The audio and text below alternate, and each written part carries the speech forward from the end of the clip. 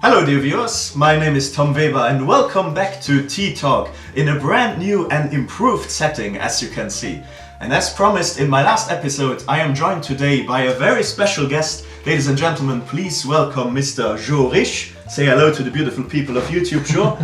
Hello. Very nice. We are getting into a topic today that is very brand new actually in this year. We are going to do a project together this year. We're going on a pilgrimage for charity. But before we get into that a little bit more, I want to talk about the tea. I promised that from the second episode onwards we'll do a little bit more talking and a little bit less tea drinking. But still, I have to talk about this amazing tea that we're drinking today. This is Amber Gaba Oolong from Taiwan. It is a tea which is very high in the amino acid GABA, which has been shown in studies to help with stress, to help with anxiety, so it's very topical for my channel. If you saw my first episode of Are You Mental, we talked about sleeping troubles, and this tea here actually helps with that. It helps with insomnia, so for all of you out there who found that video very interesting, I really recommend that you pick this tea up. It is the first time that I'm going to taste it today, and certainly it is for Jo. I'm really looking forward to it. I am as well. I'm really excited for this tea. It should also help with hangovers. So that's a good thing. It is currently Thursday evening here in Luxembourg. We are not drunk yet, but maybe this is a little bit of working ahead already for us. So we're going to see. But if you're interested in this tea and you want to learn a little bit more about it, please check the description down below. I will provide a lot more information down there, as well as a link so you can buy this tea as well if you're interested. If you want to learn more about the Chinese way of tea brewing, which is called Gongfu style, please check the first episode of Tea Talk that I dedicated entirely to talking about this concept of tea. But enough now for the tea. I want to prepare it now, really. I'm quite thirsty already. And while I prepare our first infusion, why don't you introduce yourself, Jo? Tell the audience a little bit about yourself. Well, as Tom already mentioned, my name is Jo. I'm 20 years old. And I'm going, and together with Tom, I'm going on a pilgrimage for charity this year. I'm really looking forward to this because our mission is to help people and to discover our limits. I think that's going to be very, it's going to be very exciting, and I think most of the people are looking excited how I'm going to deal with this new experience. I do think so, yes, and I agree with you on the dual nature of this challenge also. That it's in some ways it's of course the charity aspect, which was very important to us from the very beginning. Yes. But also the challenge aspect of it, to challenge ourselves. And we're going to get into that in a little bit. But I think it would be interesting if we talked a little bit how this all came to be actually, because that is a question that I have been asked a lot recently from people who already know that we're doing this challenge. Yes. And maybe I should maybe start, because it was I do think that I was a bit the initiator in this whole thing.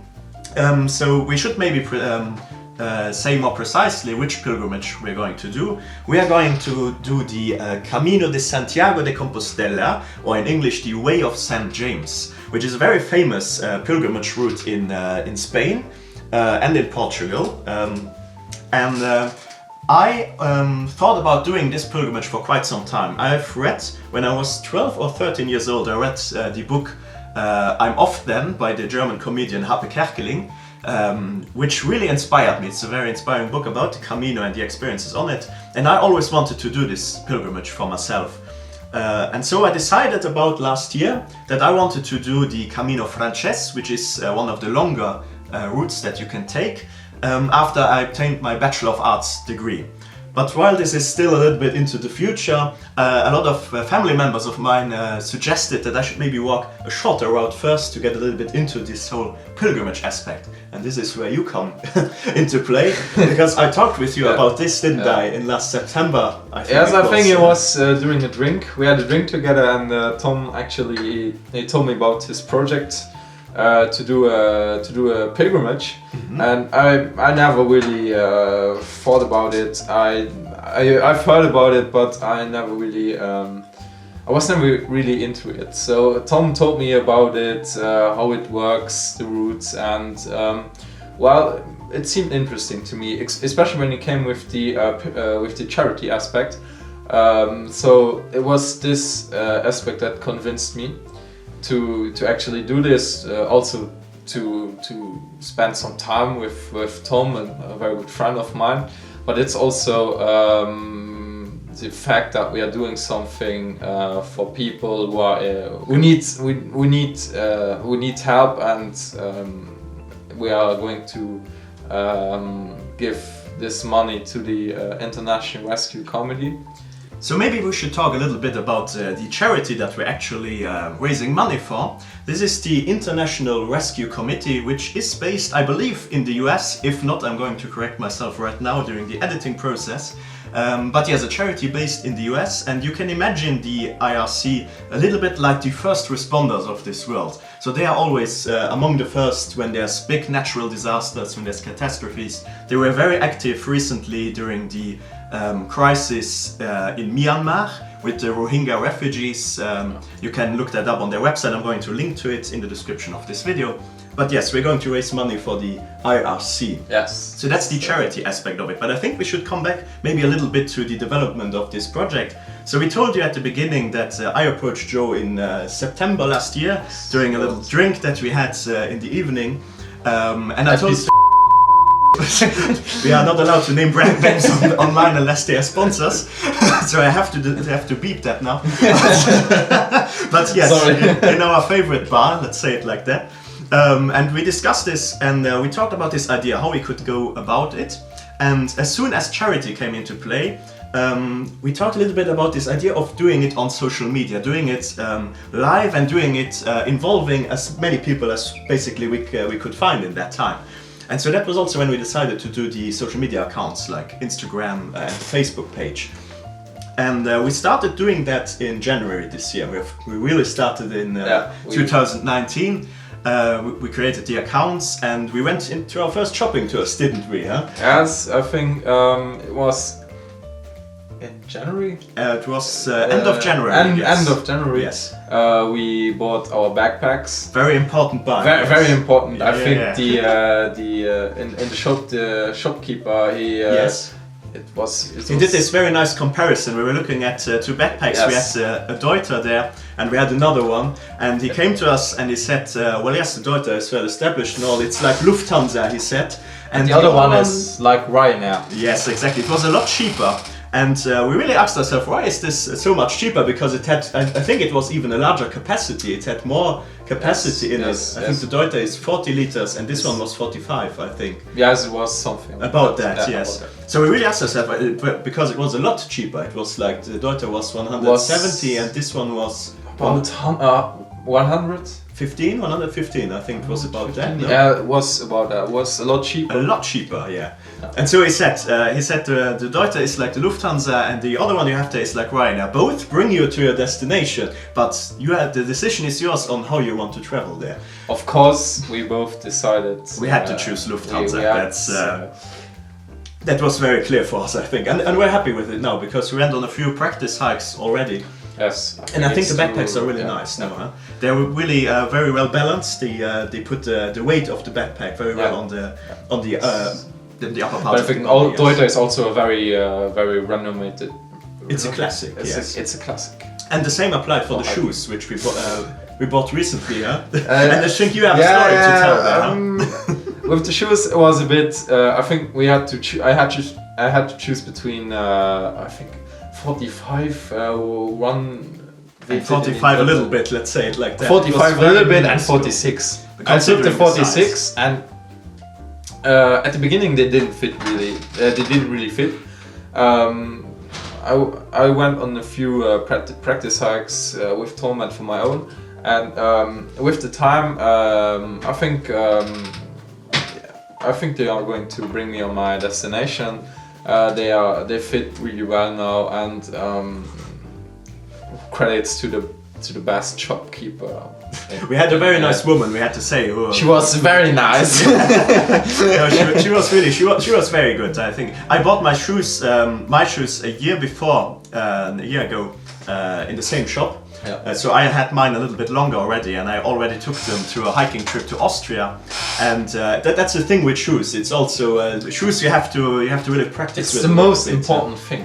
It's one of the most important things. There's 3 important things we learned: the backpack, the shoes, and the socks. The socks, yeah. That's what we were told. The socks we don't have bought yet. We're going to do that in summer. We're going to buy a lot more equipment in summer when the collections are out, because it is a little bit unpractical to buy now when there's lots of winter stuff in the stores, and we're going to go on the pilgrimage in June.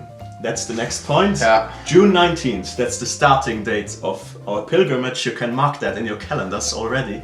June 19th from Porto, because we are walking the Camino Português, which goes from Porto to Santiago, about 250 kilometer journey. And we are planning on doing that in about 11 to 12 days. That's the plan for now. That's ambitious. That's ambitious, yeah, but not impossible, I think. I don't No, think nothing it's is impossible. Because we have Jesus on our side. We're going to talk about that too. But I want to focus for now maybe a little bit. We should tell you maybe a little bit about this thing with the challenges of the different caminos. So we chose the Camino Português, the Portuguese way, because it is one of the shortest possible ways to walk to Santiago, with about 250 kilometers. And it's probably the easiest way to walk. Practically every article that I read about it Don't say that. well, we had to help ourselves a little bit at least. Yeah. It's you have to remember that when you walk the Camino Frances, which is much more known, but it starts already with that you have to walk over the Pyrenees in southern France. You already have to cross mountains at the very beginning of that Camino, and I think that would have probably broken us, to be honest. Yeah, I think so. So I think we're doing very well with the Camino that is mostly straight walking. But during our practice hikes in Luxembourg, we actually walked quite a lot of mountains already, huh? Well, mountains. Mountains. It's maybe a little bit exaggerated to talk about mountains in Luxembourg, but we did a lot of climbing upwards with the backpacks. Yes. We already did some. We burned some calories. Yes, and certainly. Yeah. We did in Grevenmacher. Here in Grevenmacher, yes. Grevenmacher. It's Just say it in the Luxembourgish way. It's much more easy. here in the Muselmetropole, in our vineyards. It's very easy to make some altimeter. It's quite a good. There's quite a lot of practice walks that Yes. you can do around here. Yeah, definitely. But yeah, it's important that you always prepare for the way that you're going to go. So, for example, we know that there's not a lot of mountains to cross, so it's more important that we train ourselves to have the endurance. Yes, exactly. To just keep on walking. We have I think the longest walk that we have to do is 28 kilometers. Yeah. 28.5. About 28. About that, 28, yes. 8 We're not crossing 30 kilometers, so that's already very good. That's good. That's good news. Yes. But we have a lot of time to do the walks, because the other thing is, Jo here insisted that we only sleep in the albergues. Be humble. Always be humble. I don't know, to be honest, how that's going to turn out, because that's going to be a big challenge for me actually. Not because of the simplicity of the albergues, but because of my viewers of my channel know that I have social anxiety, so it's going to be very interesting to see how I cope with sleeping with a lot of people in a single room, so that's going to be very interesting. But I take that as a challenge. I want to challenge myself in 2019, and I think that's going to be very interesting. What do you believe is the biggest challenge for you personally on this Camino? Well, I think the biggest challenge is going to be not to eat sushi. Oh yeah, you love sushi, no? I love sushi. We should probably avoid that during the Camino. Probably not eat any raw meats during the Camino, just to be on the safe side. We want to finish it. Yeah, we want to finish it, yes. So not eating sushi, yeah? I always have to eat at special times. Oh, okay. I have to eat my lunch at between 12 and 1 o'clock. When I don't get my lunch between 12 and 1 o'clock, I'm going to be upset. So, and I want to have good dinner with Tom. I noticed that a lot of your challenges are food related. That's very interesting. Yeah. So the biggest challenge for you is going to be the food. When are you getting the food and what are you getting for food? That's true, and the drinks. I think we're going to walk through a region which is well known for his good wine, and I'm really looking forward to taste some wine. of course, we aren't going to exaggerate because we have to do a job. We have to take it a little bit seriously. That's also the charity aspect that will keep us going on that, because we are doing it for a good cause, and there are people that depend on us. So we should take it a little bit seriously. Yes. But I think a little challenge for me is also the common rooms in the albergues. Why? Why particularly for you? I said that it's for me. It's because of the social aspect. What is for you the challenge there? Well, the challenge for me is I'm not used to sleep with several people in one room. Usually, when I go on holiday, I'm used to rooms where single bedrooms. Where I have a single bedroom, and if I want to have a person next to me, you can do that. I can do that. But I think we are getting where you're going with this. I think I know what the challenge is that you want to subtly avoid naming out loud. Yeah, and I think the people watching this will also get it by now. But I know what you mean. Yes. No, it's going to be a challenge to focus on one specific task for the period of time, because we have to focus on walking the distance. We have to focus on not getting too distracted. But at the same time, we will also try to get some nice footage for you guys, because we have committed to documenting the whole journey. We have said that we will take you live with us, so there's going to be a lot of Instagram stories to make. There's going to be a lot of filming taking place. Facebook also, yes, not forgetting Facebook. This is also probably a point where I should point out that you should follow us definitely at TomJoCamino 2019. Yes. It's the same handle for Facebook and for Instagram, just search us there. There's also going to be links in the description, of course. Because we are already posting a lot of stuff on there, and we have starting to get a little bit of our training hikes, we always post and we do this videos weekly, yes. So you can expect at least one post a week from the time being. Now I think that maybe it's going to go up when spring comes now, and it's going to be a little bit. We are going to take with a bottle of wine on our walk, and then we are going to show you how we are enjoying our views in the Musil metropole. Absolutely, yeah. No better way to combine beautiful scenery with some culinary with some good goodies. Definitely, yeah. No, but you should have fun with it. I think we're having a lot of fun with it so far. I think so too. Definitely. But I want to get into the spiritual aspect of it, because it is a pilgrimage. It is pilgrimage, and pilgrimages are connected to religion, at least a little bit. And I know that there's probably some people wondering about this aspect also out there. So maybe we should precise a little bit. So we both grew up Catholic. That's the main religion here in Luxembourg. I personally, as viewers of my channel know, no longer identify completely as a Catholic. I'm a little bit more in the Buddhist route right now, but still spiritual. But I think I want to pass on the question to you. How would you define yourself in that kind of way? Do you still see yourself as a Christian? And if yes, is that also an aspect in the Camino for you personally? Yes, as Tom already mentioned, I'm a Catholic Christian. For me, that's a very important aspect. I think religion for me plays not a big role, but it's always there for me.